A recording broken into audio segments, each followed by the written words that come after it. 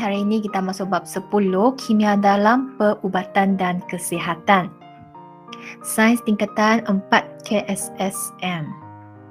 Subtopik pertama ialah 10.1 perubatan tradisional, perubatan moden dan perubatan komplementari. Ada 3 kaedah yang kita perlu belajar dalam subtopik ini, iaitu perubatan tradisional, perubatan moden dan perubatan komplementari.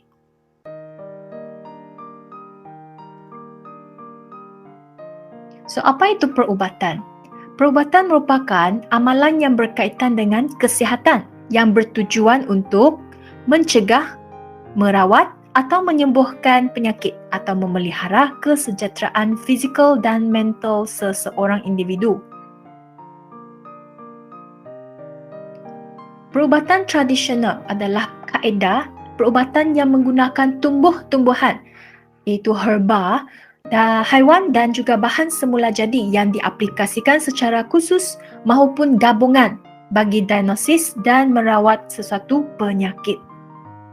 Setiap kaum di Malaysia mengamalkan kaedah perubatan tradisional yang tersendiri. Ciri-ciri perubatan tradisional.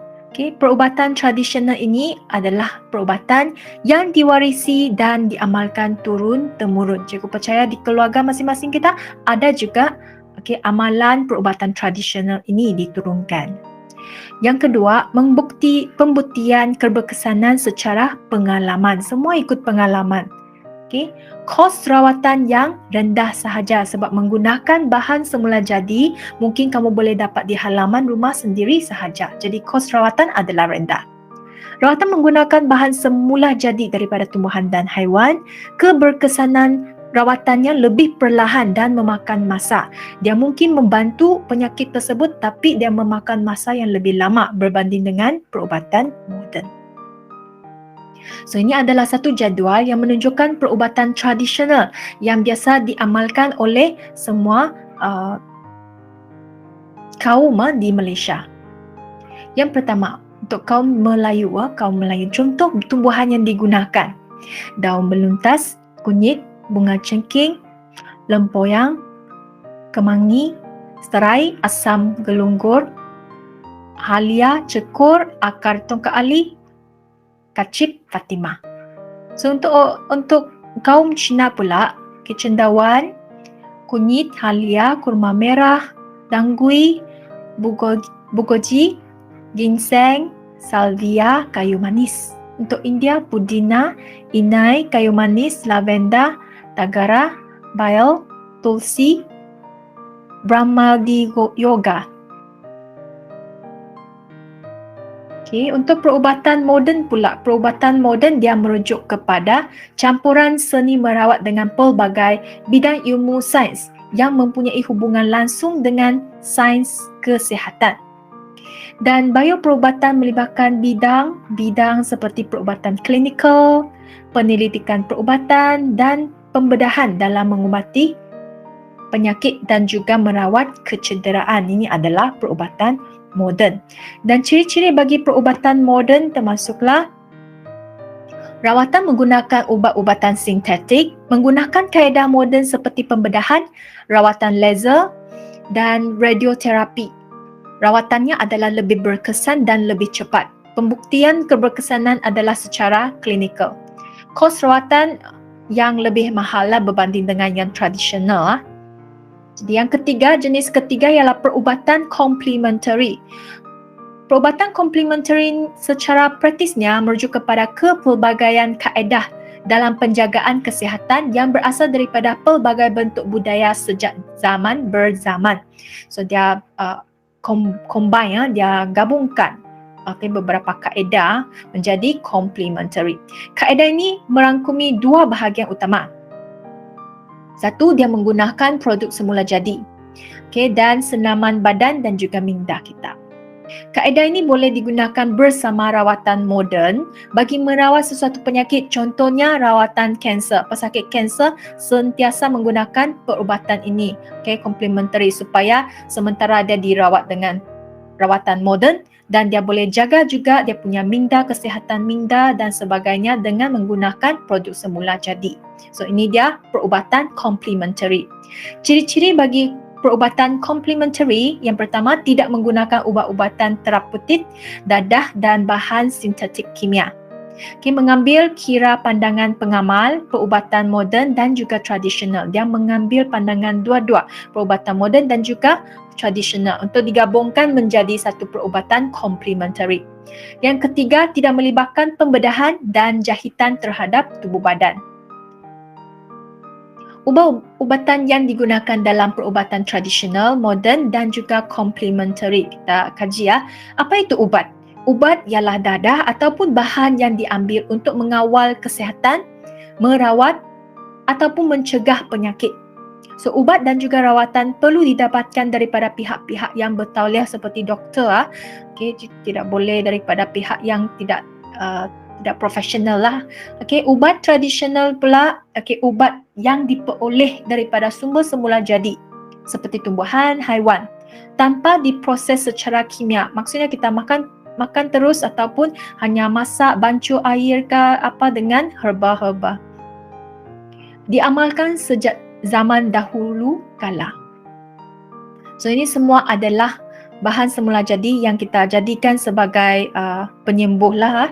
Contohnya aloe vera, lidah buaya, lendiran daripada daunnya disapu pada kulit untuk mengurangkan kesakitan kulit akibat seleran matahari, sunburn ataupun terkena kepada benda panas. Kadang-kala ada luka kecil pun kita gunakan aloe vera untuk sapu di bahagian yang ada luka. Ginseng adalah herba yang sangat popular untuk digunakan dalam perubatan tradisional kaum Cina. Untuk dia punya fungsi adalah untuk memelihara kesihatan badan, untuk kuatkan badan. Kuatkan badan. Halia pula, halia ni memang ada dalam diet kehidupan kita setiap hari. Ini untuk melegahkan bengkak dan sengal-sengal pada badan serta menghilangkan angin dalam badan. Jadi banyak produk lotion selalu masukkan material ini, bahan ini iaitu halia. Sangat berkesan untuk menghilangkan angin dalam badan.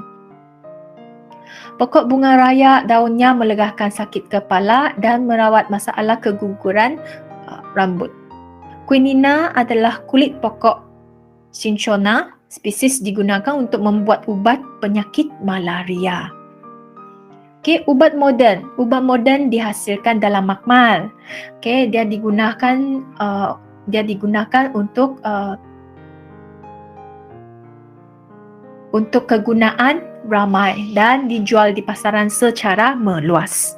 Disediakan dalam pelbagai bentuk seperti pil, kapsul, pasta, ampaian dan juga larutan. Ada banyak jenis bentuk dia.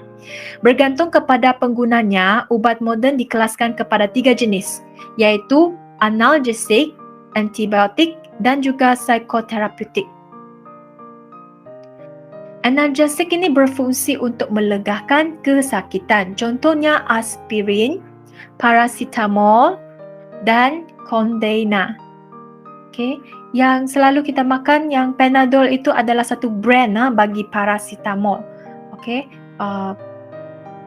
Jenama Panadol itu adalah dalam golongan analgesik, paracetamol ubat itu. Yang kedua ialah antibiotik.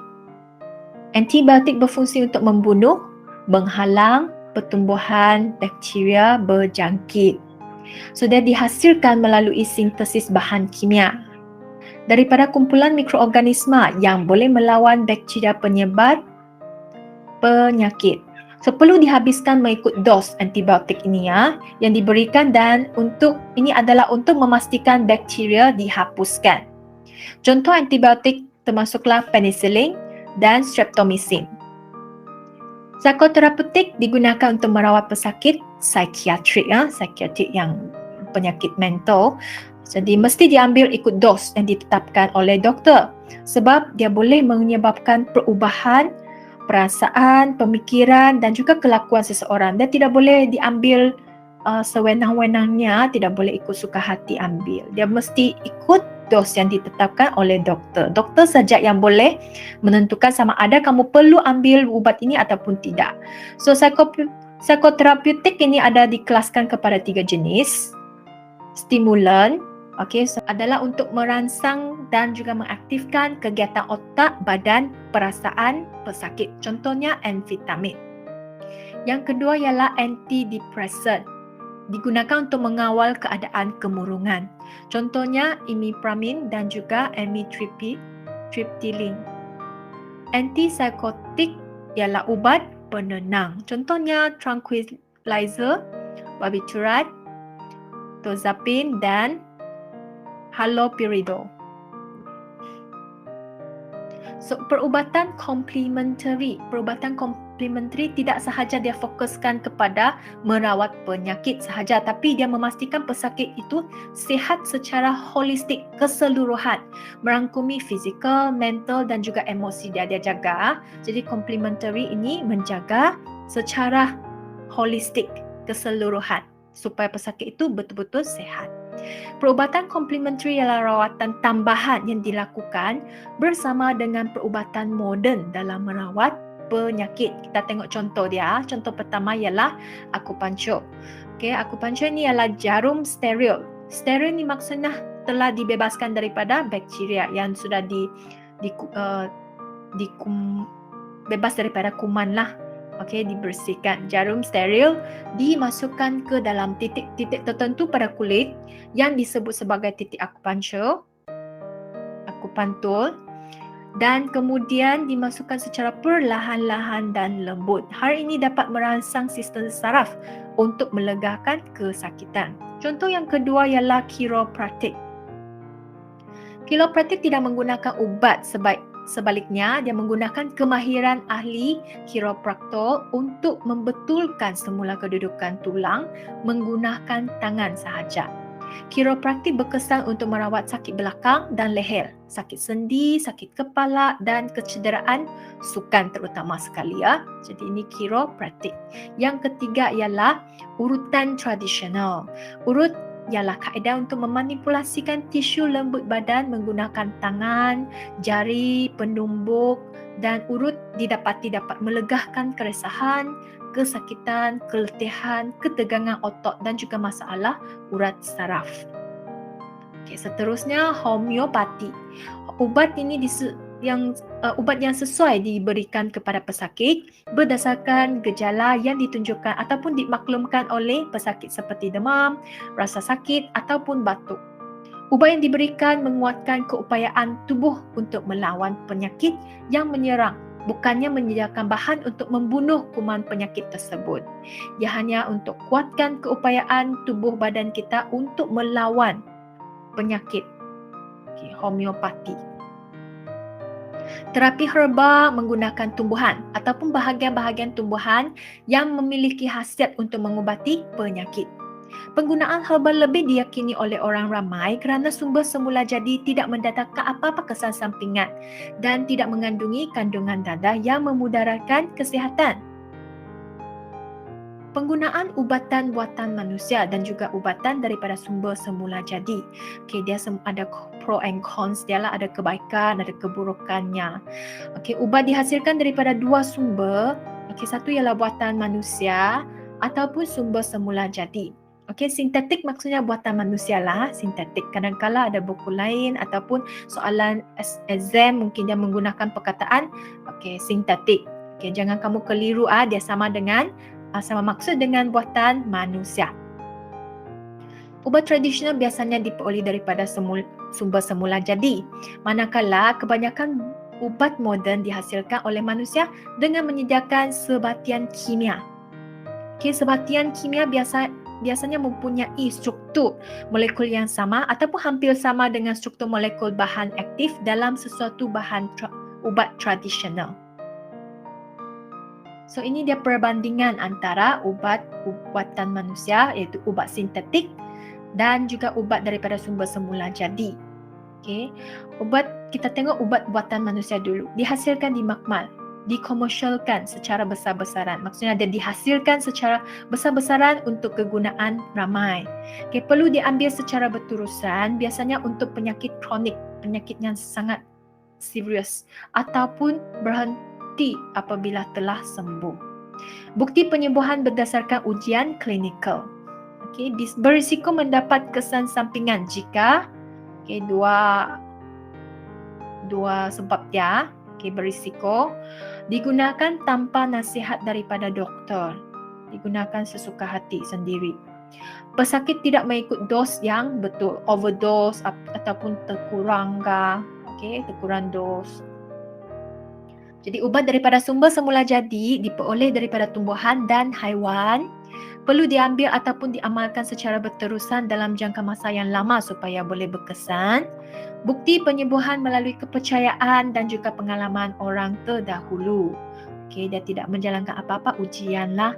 Berisiko mendapat kesan sampingan jika digunakan tanpa nasihat daripada doktor, pesakit tidak mengikut dos yang betul.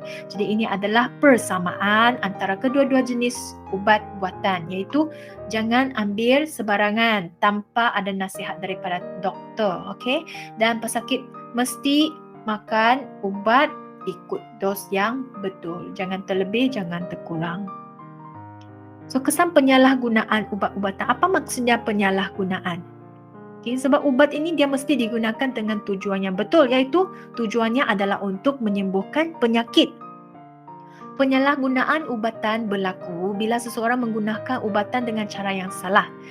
Macam mana cakap cara yang salah? Ada dua. Menggunakan ubat bukan untuk tujuan menyembuhkan penyakit.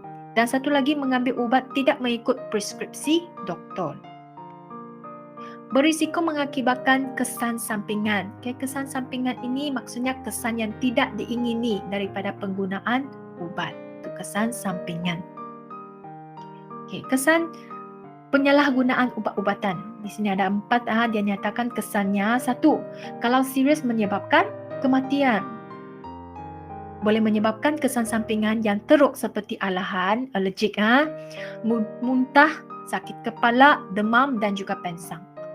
Menyebabkan ketagihan ubat jika diambil secara berlebihan seperti ubat batuk. Boleh menyebabkan ubat itu kurang berkesan untuk melawan penyakit. Maka penyakit yang ingin diubati tidak sembuh. So ini semua adalah kesan penyalahgunaan ubat-ubatan. Itu saja untuk subtopik 10.1. Kita tengok praktis formatifnya. Ada 4 soalan. Soalan pertama, nyatakan 3 kaedah perubatan yang diamalkan pada masa kini. So kita sudah bincang ketiga-tiganya tadi, iaitu perubatan tradisional, perubatan moden dan juga perubatan komplementari. Soalan yang kedua, nyatakan 3 jenis ubat moden dan berikan contoh bagi setiap satunya. Ada 3 jenis ubat moden. Yang pertama ialah analgesik. Contohnya aspirin, codeina, paracetamol. Kamu tulis salah satu sahaja. Yang kedua ialah antibiotik. Dia punya contoh ialah penicillin. Yang ketiga ialah psikoterapeutik. Dan dia punya contoh ialah stimulan, amfetamin. Tulis mana-mana satu. Amfetamina dalam BM. Soalan ketiga, dia bagi satu situasi. Layi dan keluarganya bercuti di pulau perhentian. Selepas pulang daripada bercuti, dia mendapati kulitnya menjadi merah dan rasa perih. Mungkin ada kemungkinan dia sunburn sebab pergi pulau berjemur berlebihan. Apakah ubat tradisional yang dapat membantu merawat kulitnya? Mungkin kita boleh cadangkan dia guna aloe vera. Jelaskan jawapan anda. Ada 2 bahagian untuk soalan ini.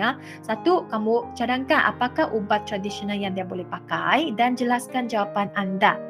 So ini dia, aloe vera ataupun kamu tulis lidah buaya pun boleh juga. Kerana apa? Kerana lendiran daripada daunnya dapat menyejukkan kulit akibat selaran matahari. So itu soalan ketiga. Soalan keempat, berikan 2 contoh perubatan komplementari dan 2 sebab sesetengah pesakit memilih perubatan komplementari. Ada banyak contoh tadi kan, kamu nyatakan 2 saja. Antara akupuntur, ada urutan. Kamu tulislah mana-mana 2 dengan sebab pesakit memilih perubatan complementary. So contohnya, ada beberapa contoh di sini. Ini semua yang kita bincangkan tadi ya. Kamu tulislah 2 sebab dia minta 2 kan.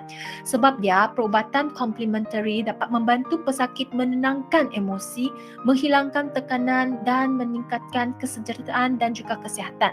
Membantu melegahkan kesan rawatan ataupun gejala rawatan seperti kemoterapi, terutama sekali untuk yang pesakit kanser kan, lepas mereka terima kemoterapi mungkin mereka rasa stres, dan sangat tekanan emosi dia tidak boleh tenang. Jadi perubatan complementary boleh membantu.